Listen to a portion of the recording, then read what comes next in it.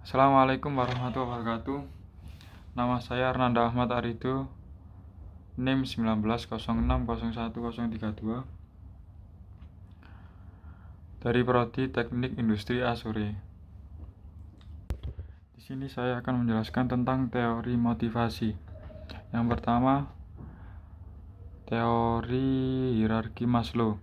Teori hierarki ini dikemukakan oleh seorang psikolog yang bernama Abraham Maslow pada tahun 1943. Teori ini mengemukakan 5 kebutuhan hidup manusia berdasarkan hierarkinya, yaitu mulai dari kebutuhan yang mendasar hingga kebutuhan yang lebih tinggi. Teori ini kemudian dikenal dengan teori Maslow atau teori hierarki kebutuhan. Hierarki kelima kebutuhan tersebut diantaranya adalah kebutuhan fisiologis, kebutuhan keamanan, kebutuhan sosial, kebutuhan penghargaan, kebutuhan aktualisasi diri.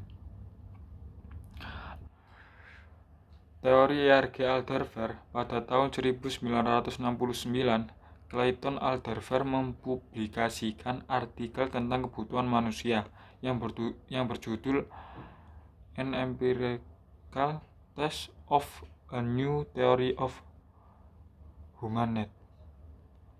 Teori tersebut merupakan teori alternatif terhadap teori hierarki Maslow.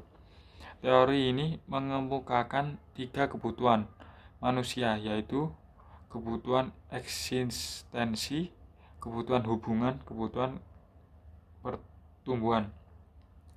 Teori yang dikemukakan oleh Clayton Alderfer ini kemudian dikenal dengan teori hierarki Alderfer, yaitu singkatan dari existence, relatedness, dan growth. Lalu yang ketiga, teori kebutuhan Max Leland. Seorang psikolog Amerika Serikat yang bernama David Max Leland mengemukakan hubungan antara kebutuhan pencapaian, afiliasi, dan kekuasaan pada akhir 1940. Teori kebutuhan Max Leland diantaranya adalah kebutuhan antara pencapaian, kebutuhan antara afiliasi, kebutuhan antara kekuasaan. Lalu yang keempat, teori motivator Heikin-Herzberg. Frederick Herzberg adalah seorang psikolog Amerika Serikat yang mengemukakan teori motivator Heikin-Herzberg.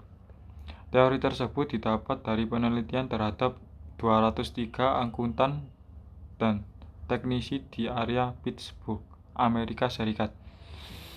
Dari hasil penelitian tersebut ditemukan 2 faktor yang berbeda, yaitu kepuasan dan ketidakpuasan dalam bekerja.